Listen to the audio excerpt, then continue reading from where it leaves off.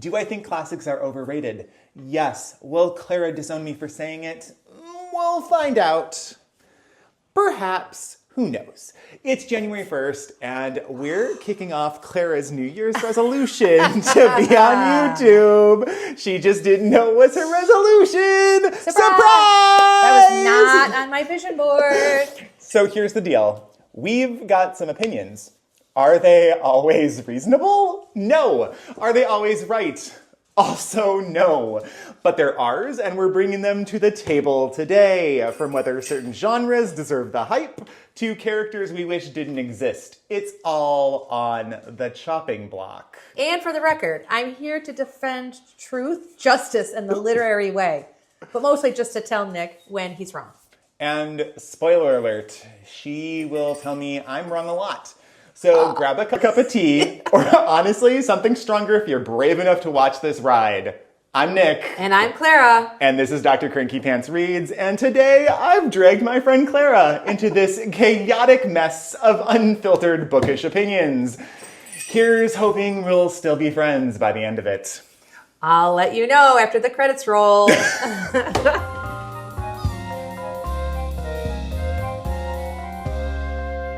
So it's January 1st, and as per tradition, I'm here at my friend Clara's house for New Year's. I thought I'd drag you kicking and screaming into my new hobby. I am kicking and screaming internally. Internally. You look a little panicked, but I love you for this. It makes me happy.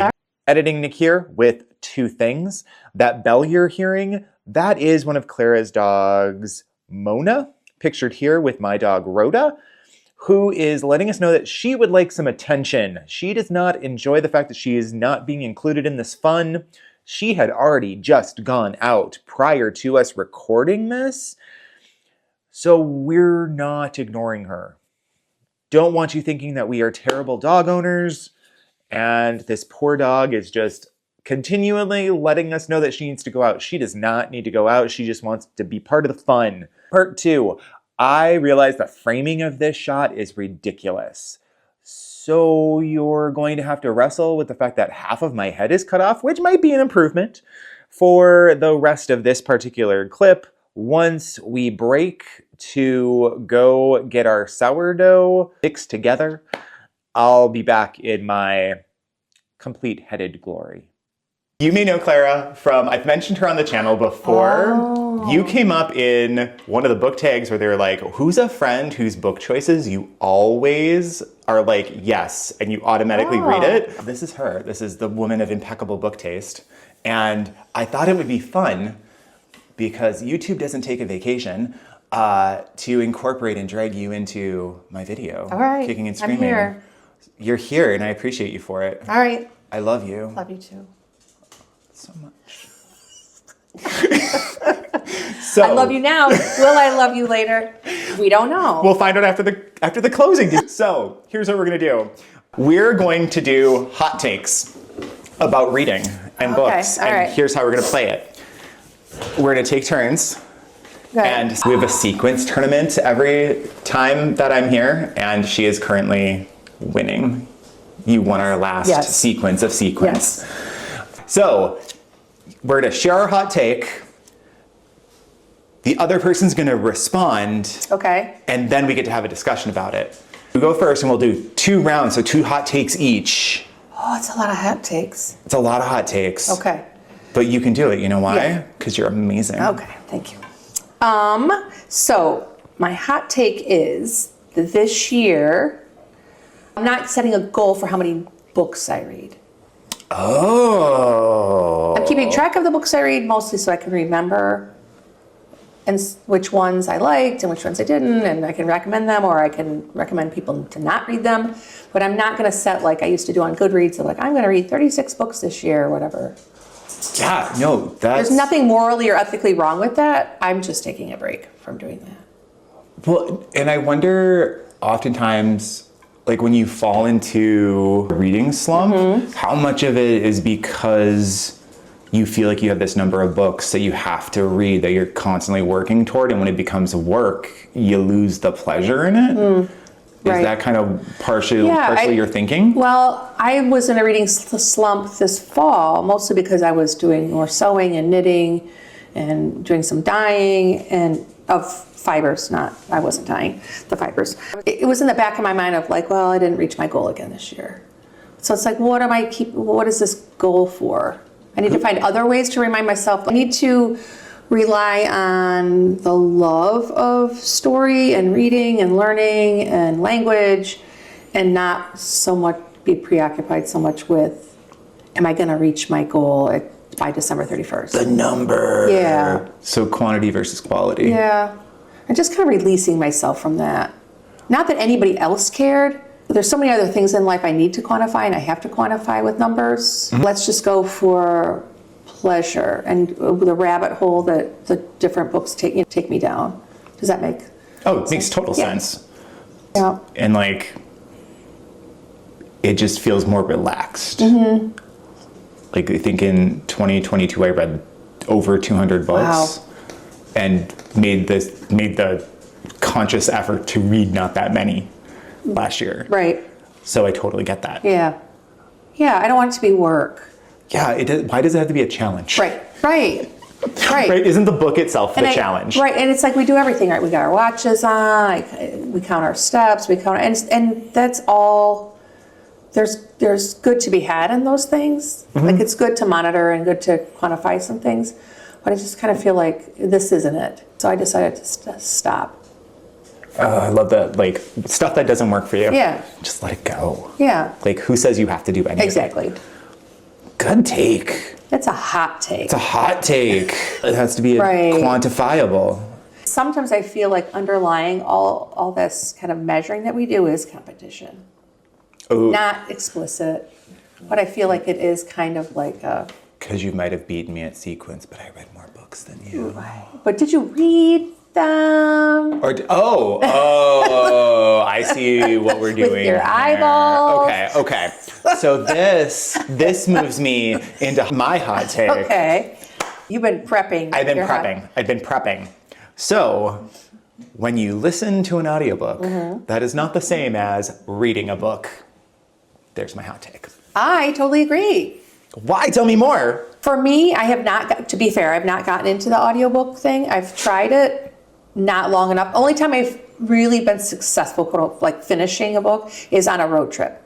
I listened to Tina Fey read her memoir, and then Amy Poehler on the way back. And it was like, I felt like I was in the car with my friends. It was great. Mm-hmm. It also wasn't a novel that I had to keep track of, For me, so I have to be fair. I'm not a huge audiobook listener yet. Yeah. I haven't, right, like that. I like your room for growth. Yes, because I haven't really tried. I feel like I get too distracted. Even if I'm doing mindless knitting and listening, I don't feel like I'm really paying attention enough. That makes sense. Okay, I can see that. The first few times I listened to an audiobook, I was like, is this for me? And then something clicked from a cognitive perspective. Mm-hmm. When you're reading a book, reading is simple view of reading because we are reading teachers, right? Like it's word recognition multiplied by language comprehension equals reading and reading comprehension. So if your occipital lobe is not recognizing print on a page, that's really not reading. Mm-hmm. Mm-hmm. Right? If you're listening to an audiobook, you're listening to an audiobook. You're wrestling with your frontal lobe, and that's where you're comprehending that language, but you're not engaging your temporal or parietal at all. Mm-hmm. So I need us to stop saying that is reading. That when you listen to a book, you're reading that book. Right. You're not. You're listening to it. You're experiencing it. And the flip to that is also whoever these gatekeepers are who are like, oh, you listened to the audiobook, you didn't really read it. Right. Like, there needs to be an umbrella term for all of it. One, check your privilege. Right. Some people, that's how they access the story. That's how they experience the book. And that counts for something. Right. So don't be a jerk. Right. exactly. And discount that. Like, it's not as though they didn't do anything. Or do the work, right. Right. Like, they did work. Yeah. It was just different work. And having said that, I'm totally fine with people counting it on their reading challenge or whatever. Oh, yeah. You know, because it's like, just because I don't ingest books that way yet, because I really love to go back, if I read a sentence or paragraph that I find beautiful, or if I'm confused about, like, who said that, what was going on, I like to go back and look, and I haven't mastered that yet with an audiobook. I know you probably can, but for me, it's the going back and rereading it in that second, right? And or really relishing the language that I see. If that makes sense, the actual physical print. And of course, there's the smell of the book and the feel of the book. And I'm a sucker for a hardbound library book with that plastic cover on it. Oh, yeah. The crinkle. Oh, you're getting into my second hot take already. My pre-service teachers will talk about, in order to help this kid read this book, I'm just going to give them the audiobook. Right. And I'm like, that's not reading. Right. And they're like, but, and I'm like, no, it's a different way to experience the story. Yes. But also, we need to figure out ways to make room for all kinds of people to enjoy stories within Right, books. and to have access to it, right? Like you were saying, not everybody has the same access that I do, and I appreciate that. Right. Yeah. So, like, can we stop that? Yeah. Like, Yeah. on both sides, Yeah. stop the gatekeeping, but also stop trying to, like, you listened to it. That's not the same as reading print on a page. Right. And let's be okay with that. Right. Let's be okay with that. Right. Please. So, that was my hot take. Wow. Oh, yeah. Nice. I was excited for that one. Yeah. Is it my turn for a hot take? It's your turn for a hot take. What about listening to audiobooks at 1.8 times the speed or 2.37 times the speed? Well, okay. So, for one, I know it's your livelihood. if you were an audiobook listener, you would know that you can only go up to 2.0. Yeah, but you probably figured out a way to skirt the system. I've worked around it. I've cracked it. To go back to our earlier, there are only certain books that I can listen to at 2.0 speed. What types are those? Seven Husbands of Evelyn Hugo. Delightful book, right? Like candy, literary, delicious.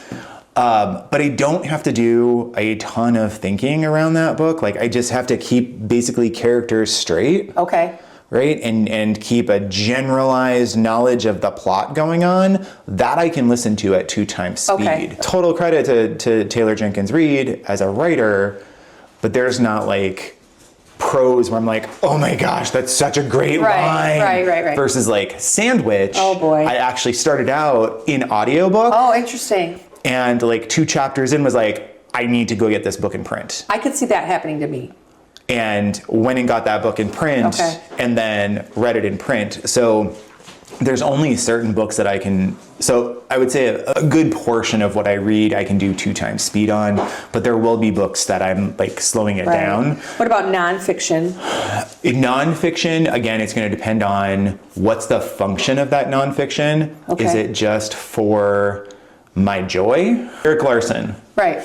He tells a beautiful story with nonfiction, so I can listen to that at 2 times speed, and it's perfectly fine. Like, it's great. Right. But there's other books where if I'm reading it for like work, I can't listen to it. I have to read it. Yeah, I see. Yeah. So it depends on the purpose. But if it's casual consumption. Right. Like my Tina Fey and Amy Poehler. Total joy. It was poignant in parts. It was lovely. It was funny. They both were hilarious. So it's light. It's not, I'm not weeping. I'm not like, oh, I need to read. So maybe that's where I need to try to re-enter. You know, I wouldn't mind trying to do some more audiobooks. Yeah, I also especially when I'm driving. Driving, on a trip, folding laundry, like walking to the bus stop. I have a bus stop. You don't have a bus stop. No, I don't have a bus stop. But it's a convenient way to experience, again, story. And now 1 time speed just feels so slow. Well, you know. But interesting. I just had this thought. Like before we had books, right? Before things were printed, stories were passed down. Right, they were orally. oral. We listened to the stories. It's kind of like a full circle type of thing. I know it's different because they're recorded. They go from written to a recorded reading of it. So it's interesting. But same underlying premise, right? Like that's the difference between reading and listening is when you read, it's oral language made durable. It's across time, it's across space, versus like oral language is in the moment it's meant to be ephemeral, but because we have technology now, it just requires less function of the brain. So, and if you want to know the background of that, I've got a really good video. I'll link it above. And also, I think when I was bristling at the 2.0 speed, it was like, that's how he can get 3,000 books read in a year. And I can only do 27. It's not fair. Seriously, it was like, that's not fair. This one's not really reading it. Second of all, he's reading it twice the speed. And then it was like, who the heck cares? I don't care. No. I don't really care. No, because, I mean, your numbers aren't about me. Right. My numbers aren't about you. Right. Yeah. And so, the modalities in which you choose to enjoy your stories. Okay, but it's interesting because, so to go back to that whole, I listened to it and therefore I read it. We don't say, like, would you say if you went to go see, I don't know, Sense and Sensibility in the movie theater, I read the book because I went and saw the movie? No. You wouldn't, would you? No. But that feels like that's the next step in that logic. Yeah, exactly. Yep. Which is kooky to me. So maybe it'll be interesting to see if the language evolves to catch up with that. Because I know, like, my brother-in-law will be like, the book XYZ. But I listened to it on an audio, like I listened to it when I was weeding or whatever. Like he kind of what does it qualify? Like just distinguishes. Distinguishes that he wasn't sitting under a tree reading this physical book, but that he was listening to it as he was doing something else. Does it matter? I don't know. I mean, I don't know. But it's an interesting thing to think about. Oh, totally. Yeah. And it's just interesting, like that's the sword that people are willing to fall on. Right. You know, so kind of like, okay, here's my last hot take. Well, the buzzer's going to go off soon. The buzzers are going to go off. Yeah. So. I mean, literally. Oh, okay. We're making sourdough. Please hold. We'll be back.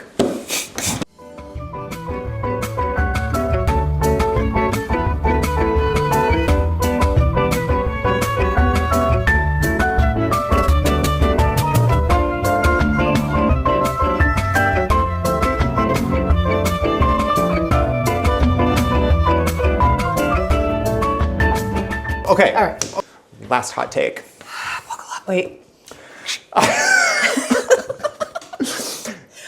E-readers are overrated. E-readers are like those little things, so Kindle. Yeah. Overrated. I should never say never. Long time ago, I used one my aunt gave me. Not a fan. I can't even remember what I read on it, but I was like, it's like if I had to choose between getting used to audiobooks and e-readers, it would be audiobooks. Yeah. Because I don't mind traveling with 2 or 3 books in my bag. Because people are like, oh, they're great for traveling. You can take a whole library. I'm like, I take 2 or 3 books and I leave them at my place. Like I'll go someplace and I'll finish the book and I'll leave it there. Mm-hmm. I picked that up from you, actually. Or I go to the airport and I'm like, I'm going to the little newsstand and I'm going to buy an overpriced book. Your airport book. Yes, because I have an airport book. And then it's just kind of, it's like I get my trail mix and my bottle of water and my airport book. It's part of my ritual. You could do that with an e-reader. But I mean, okay, so again, not to be judging, mean, and whatever. So if your e-reader is your jam, I don't mean to ick your yum. My problem actually with e-readers are not with the e-readers themselves. It's with ebooks.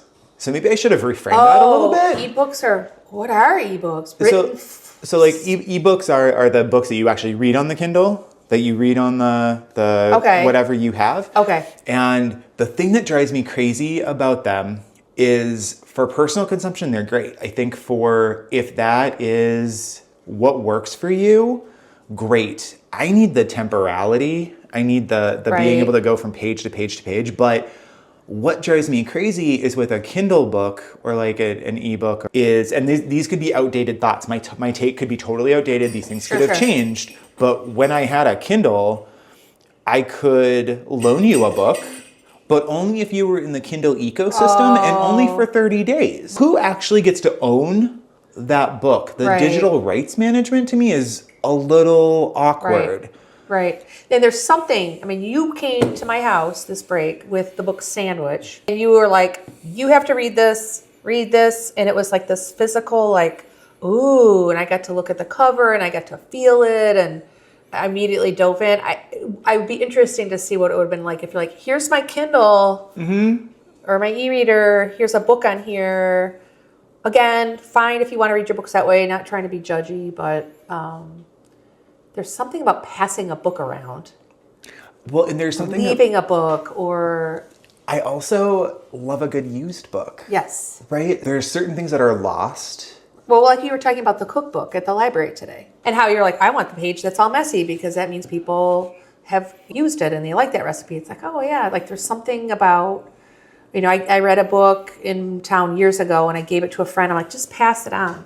And so it's someplace, it's somebody's house. I don't know. They've been passing it around. And I, like in purchasing books, they're like, I don't purchase books anymore. I just go to the library. Love the library. I go to the library. I use the library. I will always be a library user. And I don't mind purchasing books because I don't buy very many things. That's the thing I choose to spend my money on, because when I'm done with that book and I give it away to somebody else, it's like free to them. So it's kind of an investment in the reading community or investment in the free library. So I feel like it's a donation. And so I don't mind spending the $20 or whatever it is. I'm very privileged to be able to do that. I get all that. But I also feel like I'm not going to beat myself up for buying a new book. Yeah, no, not at all. Because, and I don't keep books. You have to be a very special book for me to keep you these days. I pass it on. Other people need to be reading this book. If I need to reread it, I can go find it. Yep. That's probably not really on the line of your hot take, but. Oh no, that's definitely on the line of my hot take. Yeah. Because like, books are expensive now. Yes. That's truly what it costs to produce that book. Author's fees, graphic organizing, all of the work that goes into the production of that book. If that's what it costs, okay, great. But also if I'm paying that, I want to be able to release it in the wild, give it to a friend, put it in a little free library, or sell it back to a used bookstore. Right. If I'm going to buy a product, I kind of want to have control over what I do with that product. Do you ever use like Libby or... Love Libby. Okay, and that's an e-reader. Like you read that on your... That's audio. Oh, that's audiobooks. But they do e-readers too, but they do ebooks too. I just don't do them. Okay, but if you did it through the library, then you're not purchasing it, but you have to get it back. Like, I don't think you can always renew it, right? You have to get it back. And if there's people who are waiting in line. I guess that's the same for the paper books too. I think e-readers are really useful, again, for accessibility. Like the aunt has one and just gets books from her library. And she doesn't have to go anywhere. Like it just automatically downloads. So easy, which like totally get that. Yeah, me too. Totally get that.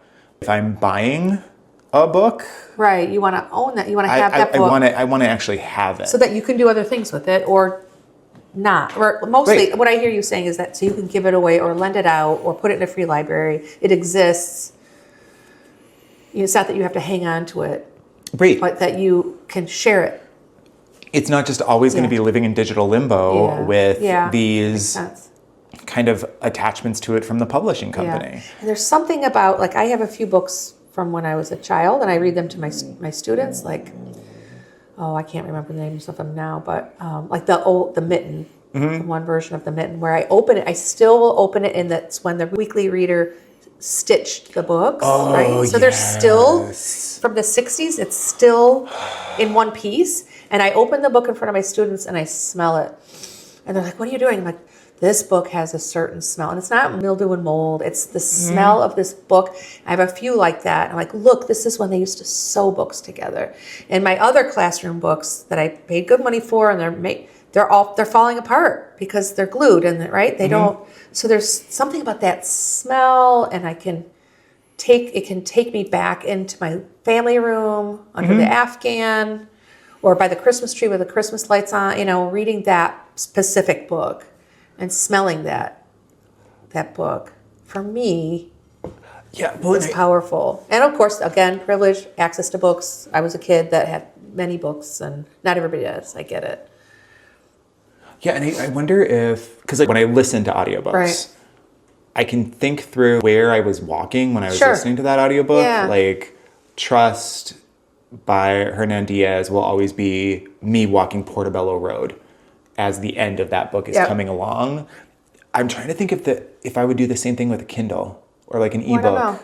And that's interesting. Right, because I have that experience as well. I finished A Prayer for Owen Meany in Germany in 1990, the summer of 1990, because I remember specifically when I closed that book and I was sobbing on the train in Germany. My friend's like, "What's the matter?" I'm like, "This book was so good." Mm-hmm. That would be an interesting thing to see, to experiment with. There's something about that book. There's something about having the weight of that book in my bag. There's something about, oops, I have a coffee ring on the cover. Or my bookmark. Which bookmark am I going to use for? Is it going to be a receipt? Is it going to be a scrap? Is it going to be this nice bookmark my friend made me? I mean, it's really kind of,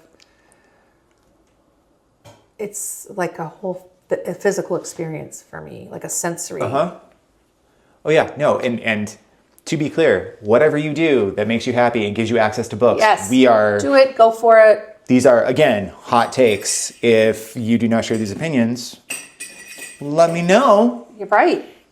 Perfectly fine. Right. Like, these are coming from our experiences, right? I have not developed into an audiobook listener yet. Am I morally opposed to it? No. I just haven't I haven't played with that enough. And maybe when I retire, that would be something that I would do.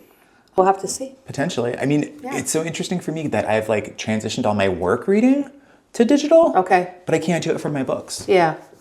That's weird. And I think about when I'm retired, I'll be on the front porch in my glider reading it's like, I don't necessarily see myself cozying up with a Kindle.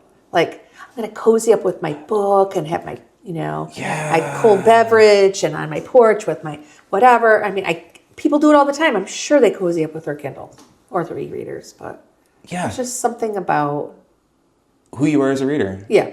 That's it. Who I am as a reader, not who everybody else has to be as a reader. Right. So again, it's whatever works for you. Yeah.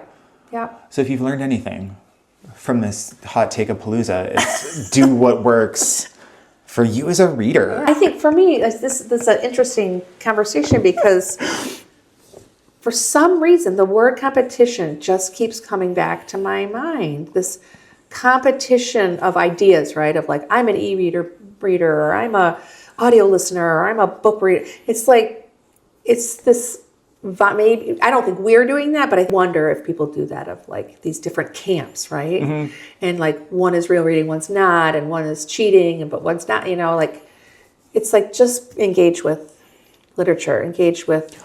Well, and just have some nuance around it, right? From a reading educator trained perspective, I will never say that listening to an audiobook is like reading the book. These are just two different psychological processes. Right. But does that mean that you haven't enjoyed that book either through listening to it or through reading the print? No. Right. But let's call it what it is. Right. If you have an e-reader, kudos. Right. I can't get them to work for me. I would love, because they're just convenient. They're very convenient. But the DRM stuff drives me crazy. And we're seeing that now with libraries where they're having to pay so much more for ebooks than they are for their physical books, but the demand for ebooks has gone up. Right. So it's this interesting capitalistic. Yeah. And for me, if I'm carrying a book around, the physical book, I know that book is going to work. Mm-hmm. I don't have to be on Wi-Fi or whatever, right? I don't have to, I don't need to charge a battery. I need light. I guess with an e-reader, you can have backlit screens, and so that's great. But my dream as a child to be able to read in the dark. But I know that book is going to the words are going to be there. I can access the words. The technology works. Yeah. All the time. Everywhere. So there's something to that. Are we still friends? Yeah. Okay. Better. Great. So, see you next week when I interview Nick. You're just going to take over now? Hi. This is Dr. Cranky Pants Reads. No longer. No longer. But thank you. Yeah, thank you. This was You fun. helped me do things that I wouldn't think I could do. Thank you for being the one who's like, I'm doing this new thing that's really kind of weird and scary. Push you into it with me. Thank you for always being game. Yeah. Leave us your hot takes in the comments. Next Tuesday, I'll be doing the Shelf Respect tag, which is going to involve cleaning out my bookshelves. Ooh. Where I talk about why I keep books. And I look forward to that. But as always, I appreciate you. I appreciate you. Appreciate you and you. And I hope life is good. And I'll see you in the next one. Bye. That was fun. We are great. We're going to hit the road. If you make money off this,